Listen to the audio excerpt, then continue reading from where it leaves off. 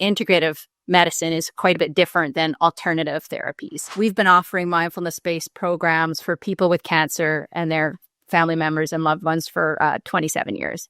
The program we offer is actually training healthcare providers to deliver the mindfulness-based cancer recovery to their own patients. Hello, everyone. Nice to meet you again to a new edition of Beyond the Cancer Diagnosis interview series. Today is my pleasure to welcome Linda Carlson, professor at the University of Calgary. Linda, thank you very much for accepting our invitation, and thank you for being with us today. To begin our interview with, I would like to ask you to introduce yourself, because your background, to put it this way, so broadly. So for our audience to know who is Linda Carlson, the Carlson lab team that you manage at the University of Calgary, and your future plans further. Sure. Well, thank you so much for the invitation. I'm really happy to join you today. Yeah, so my name's Linda Carlson. I'm a clinical health psychologist by training. My position is at the University of Calgary as a professor in oncology. And I've worked in the area of psychosocial oncology for the last 27 years now. So my research group, we study psychosocial oncology broadly. And so you can think about that as understanding the social, emotional, psychosocial, psychological impact of having cancer and going through treatment. And specifically, we look at interventions within the area of integrative oncology. So that is really looking at combining complementary therapies with conventional cancer care throughout the disease trajectory to improve outcomes for people. And so within integrative oncology, I tend to focus on mind-body therapies. So we've done a lot of research developing and evaluating programs like mindfulness, yoga, tai chi, acupuncture, these sorts of mind-body interventions. So that's broadly the work that I've been doing at the University of Calgary. I have a number of other roles that we might talk about, for example, with the International Psycho-Oncology Society, with the Society for Integrative Oncology, and maybe we'll get to those in a bit.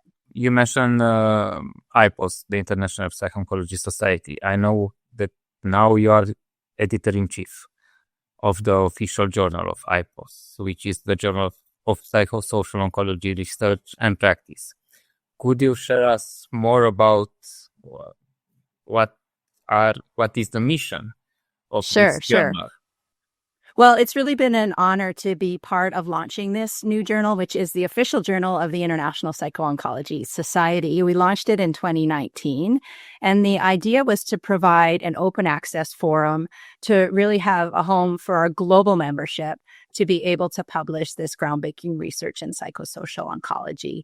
And what's really unique about it is, besides catering to the IPOS International membership, is that it's an open access journal.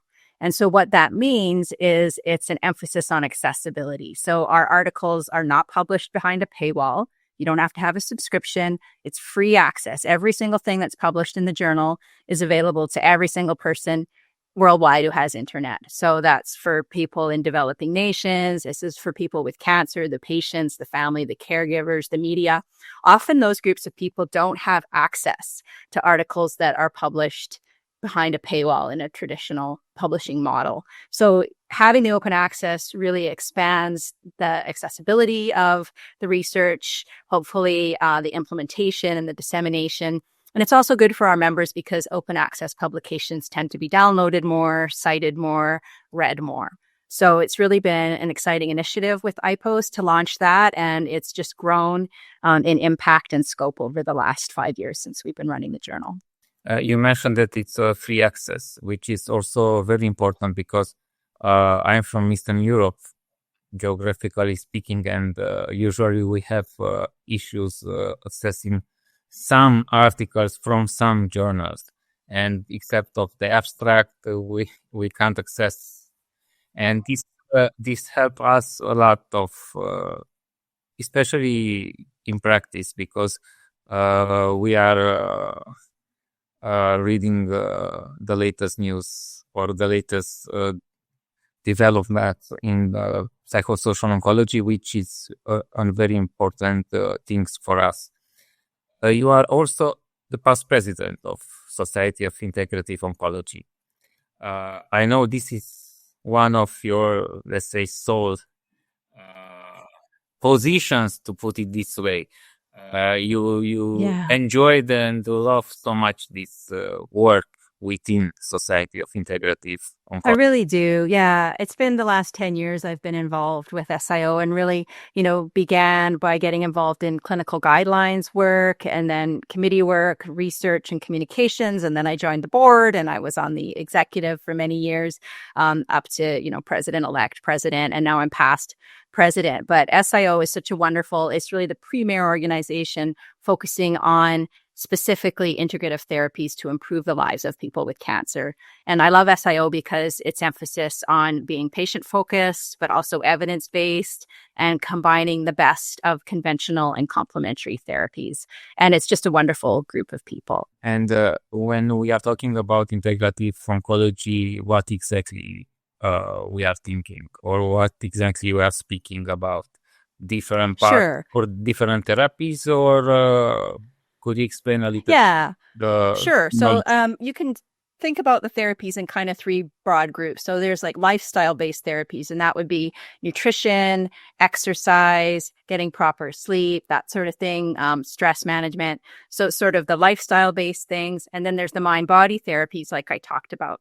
So there's a broad range of these that people are interested in, like the, mindfulness-based therapies, the movement therapies like Tai Chi, Qigong, relaxation, hypnosis, acupuncture. There's a wide range of things there, yoga. And then there's natural health products as well.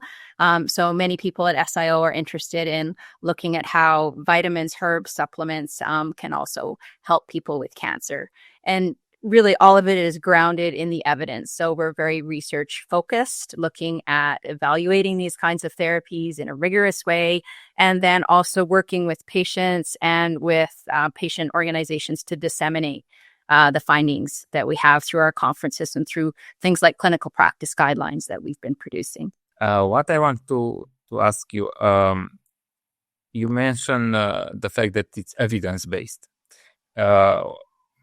What is your opinion now about this misinformation, disinformation, which is all social media tools, to put it this way, because they are coming from unreliable sources? How difficult to fight against? Well, instead of fighting against it, we're trying to do our best to get credible evidence-based information out there. And it is a bit of a difficulty within integrative medicine because of this terminology that used to be used. It was complementary and alternative medicine.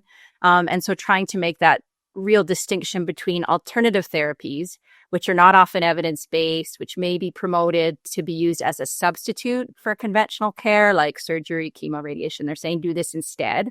That's not the approach we take. We take the integrative approach, which is evidence-based and looking at the best of both worlds. So we're not telling people, don't take your conventional care, don't get the surgery, don't do the chemo. We're saying we can help you manage your symptoms, your side effects, improve your quality of life, improve your outcomes by adding in these evidence-based complementary therapies.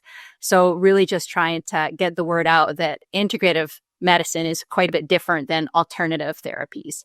And we really don't recommend those alternative therapies necessarily. You are a world-renowned for your research expertise and long time active in this field of mindfulness. And recently you developed this mindfulness-based cancer recovery training program. The first question within this subject is if you can define, or what is your opinion about what mindfulness is, or our should understand when we are talking about mindfulness. Sure. And I just want to take a step back to clarify that we've been offering mindfulness-based programs for people with cancer and their family members and loved ones for 27 years, basically. A very long time at my cancer center, for free for patients. The program you mentioned, the facilitator training program, is newer in the last few years, where we're more broadly training providers in our model. So the mindfulness-based cancer recovery program that we developed back in the late 1990s is, as you said, based on this idea of mindfulness, which is a simple concept of just being awake and aware and present in your life as it's unfolding without judgment or evaluation. So there's 3 components to mindfulness that are important. So why you practice mindfulness, that's the intention, wanting to kind of wake up, be there. For people with cancer, the intention might be to help manage side effects, to help deal with the uncertainty. So there's the intention. There's the what we do, that's attention training. So we're using mindfulness meditation and a structured, systematic daily practice of mindfulness meditation practices to help people train their capacity to direct attention. So that's attention training. It's the core of what we do. And then how we do it. So that's the attitudes. And how you do the attention training is as important as doing the intention training. So these attitudes around acceptance of things as they are, non-judgment of oneself, non-striving, self-compassion, openness, curiosity are all really important as well. You mentioned about, and I saw on your website also for healthcare providers, this mindfulness-based cancer recovery training. Are healthcare providers interested in attending this training program, and how is this structure? If you can share with us, training program in. If you can detail a little bit the program itself. Well, I hear the question you're asking, and I think there's 2 pieces here. So you're talking about training in mindfulness for people who are healthcare providers. And so we don't do that specifically, but lots of people have provided mindfulness training programs to healthcare providers in the context of burnout and compassion fatigue and managing their own anxiety. So there's a robust literature on mindfulness-based programs for healthcare providers, certainly. The program we offer is actually training healthcare providers to deliver the mindfulness-based cancer recovery to their own patients. So many healthcare providers in psycho-oncology, like psychologists and social workers, may have some training in mindfulness and are interested in, how we have structured and developed our program. So that facilitator training program is a hybrid of sort of pre-recorded, self-paced videos, watching us deliver the program, and live Q&A sessions. And more or less, you give, let's say, the freedom for everyone to choose the best way to do an outcome for the patients at the end. Maybe I'll tell you a little. Let me tell you a bit about the structure of the program. So I introduced mindfulness, what the concept is, but how do we train people in mindfulness so they can bring it into their everyday lives? So MBCR is an adaptation of mindfulness-based stress reduction, which is a well-known, pretty standardized program. It's been around for almost 50 years now. John Kabat-Zinn developed it. We adapted it to be specific to the issues faced by people with cancer. And those issues are often, feelings of loss of control, uncertainty, just managing symptoms and side effects related to treatment. And then post-treatment, this question of what now? How do I want to live my life knowing that my time may be limited? So it really is an opportunity for people to ask the bigger questions about meaning and purpose in life. So structure of the program.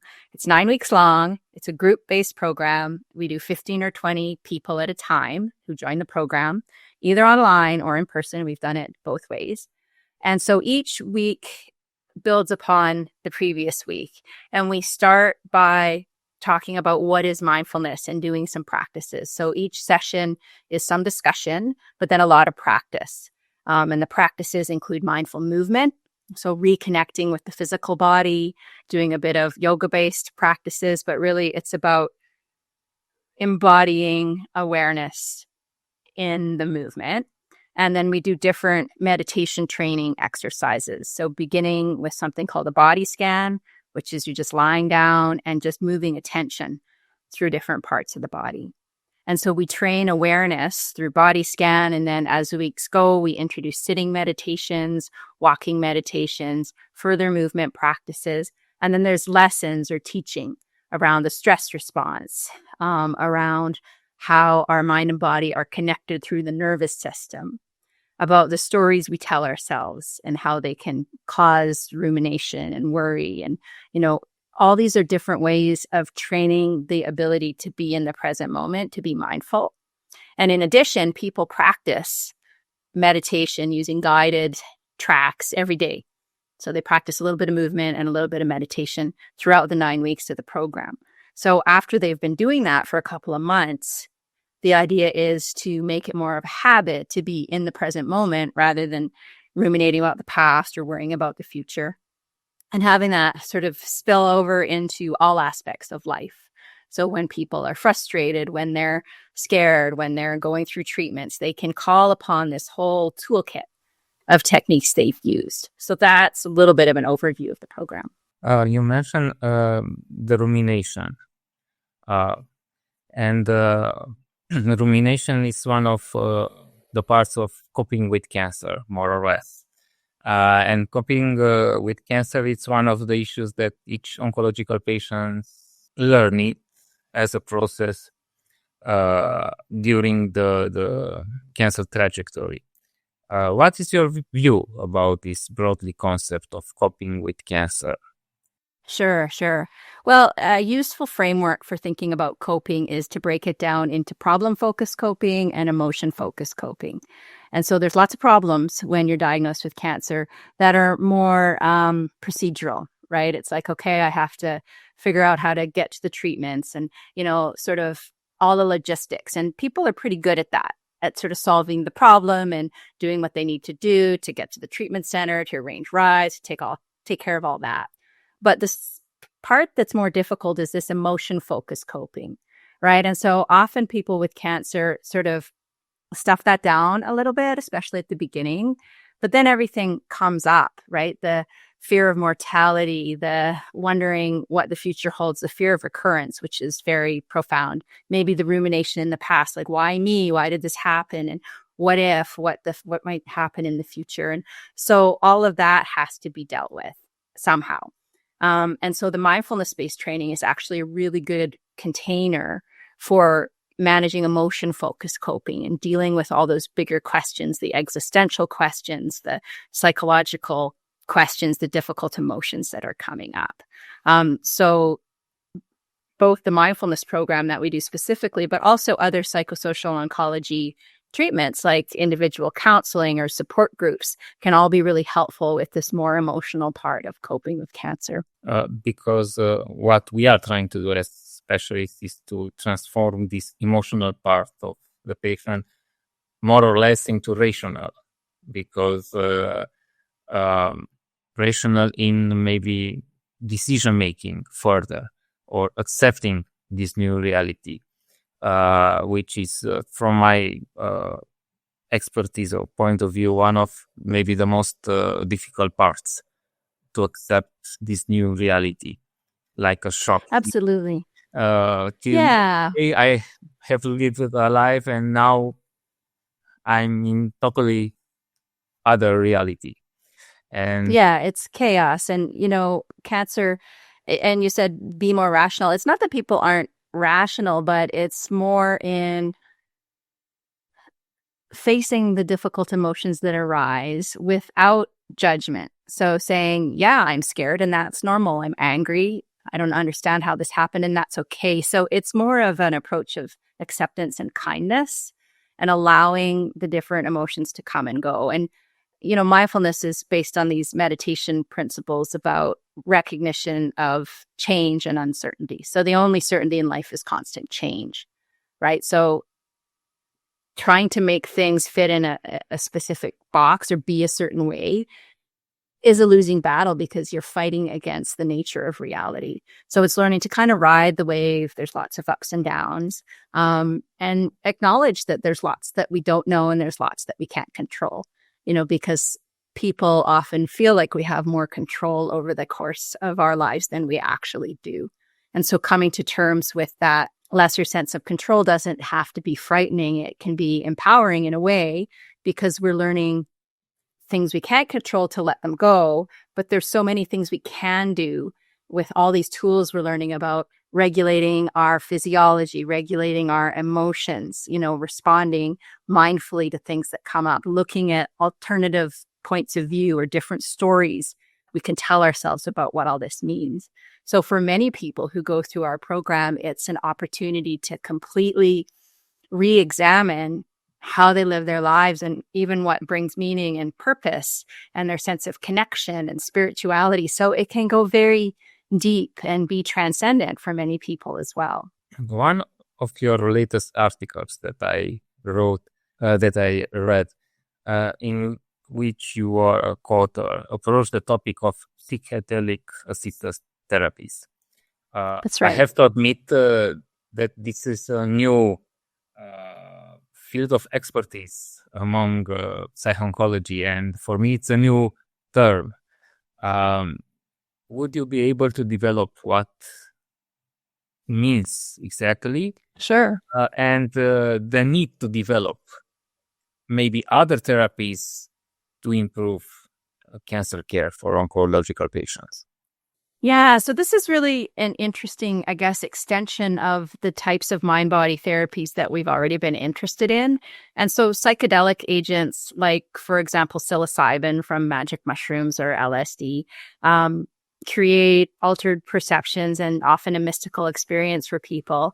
And recently, in the last 10 years anyway, there's been a bit of a resurgence of research on psychedelics. And within this space, it's been applied for people who have more advanced forms of cancer, who are often struggling with those questions I talked about: fear of death and dying, meaning and purpose in life, feeling demoralized, helpless. And so what research has shown in very small clinical trials is that even one dose of an agent like psilocybin that causes this hallucinogenic or mystical experience can sometimes relieve a lot of these symptoms very quickly, and it could be long lasting. So that got us interested in thinking about, well, how could we perhaps combine the mindfulness training with a dose of a psychedelic, and maybe that would actually enhance or speed up or lengthen, the duration of benefit that people are getting. And so we put in a number of research grants. I've written about 1,000 of them over the last few years, and finally got funding for something called the Canadian Network for Psychedelic Assisted Cancer Therapy.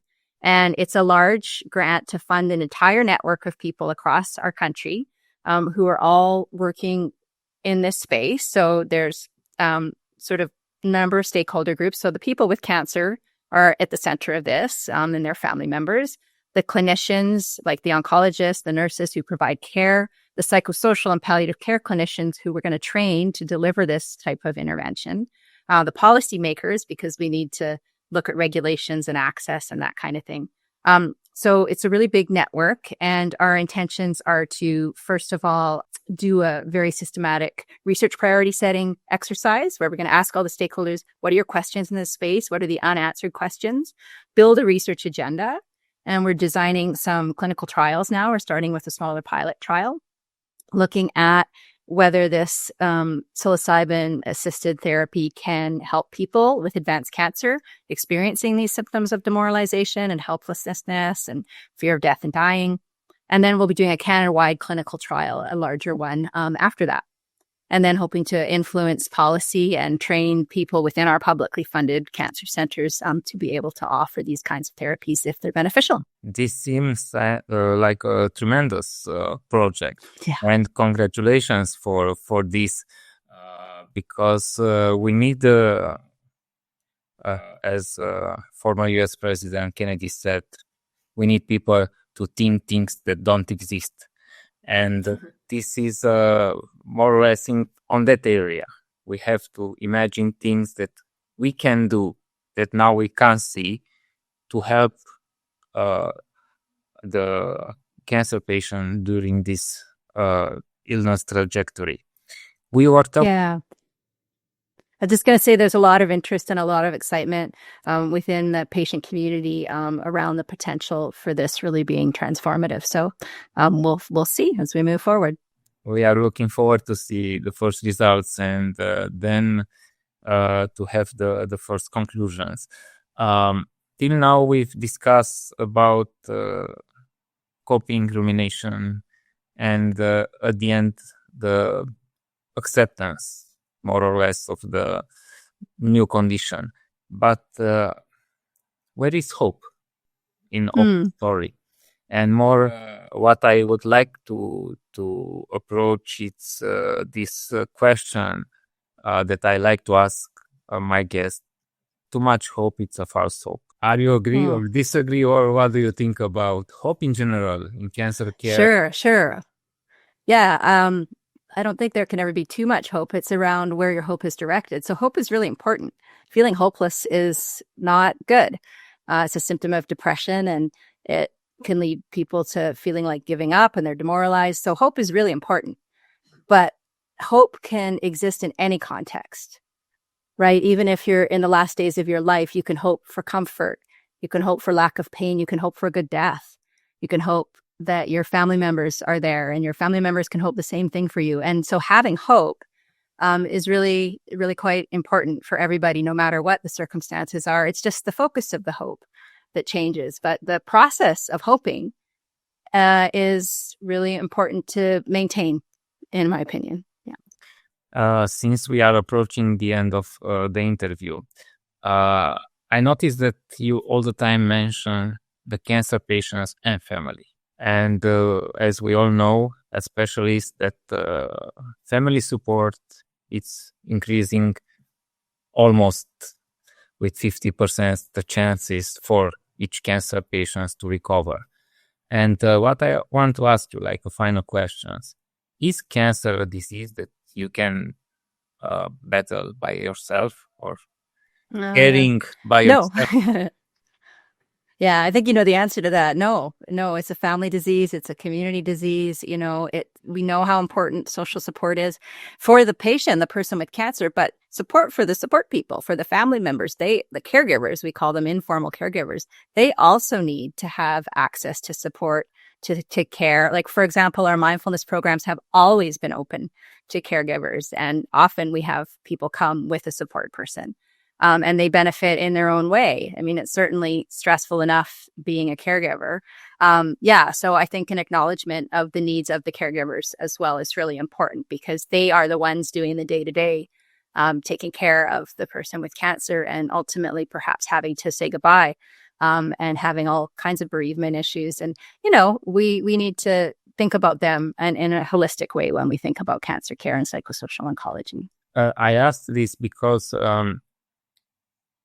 at least in my area, it is very difficult for my family members to understand the need for helping the family member who is diagnosed with cancer. They just don't understand. And this is the reason that I've asked you. And it is also not an easy task to teach or to learn a parent or a child to be also a caregiver, because this is usually the answer that I receive. I don't have to be learned because I'm his mother or mother, I'm the father, or I know what to do. And when we are trying to not to implement, but to introduce some notions, some coping strategies, some mindfulness strategies, they say, no, I can deal with. And it is very difficult for us to try to convince people that, as you mentioned, it's a family disease. The realities change. The context it's another. So if we are not all together, it will be very difficult. And I think just opening that conversation and giving permission, right, for care for the caregivers, I think is a really good way to open the conversation, right? And just acknowledging that roles change, responsibilities change. There's all kinds of emotions and worries and fears in the caregivers, just as they are in the patient. In Canada, there's lots of caregiver support groups and caregiver associations nowadays that are there explicitly to just support the caregivers of all different kinds of diseases, but also specifically for cancer. And I think that's a really important development. Yeah, this is very important development, because what I noticed also from my experience in this area, the patients are very, let's say, disciplined, but the caregivers are the ones with whom you have to make understand. And I noticed recently an increasing of adversity to the medical team, to the diagnosis, kind of frustrations. I understand. But on the long term, if we don't interfere, it will be a problematic issues, as you mentioned, for the community, because cancer also, it's a community disease. It's a community issues. You mentioned the policy makers and the public health system. So it is a challenge for every one of us. Linda, thank you very much for all the... Yeah, it's been a pleasure. For all the insightful thoughts, informations that you gave us, and wish you good luck, especially with your tremendous project. And we are waiting for the results. Don't forget to like, comment, share, and subscribe to OncoDaily on YouTube. Hit the bell icon to stay updated.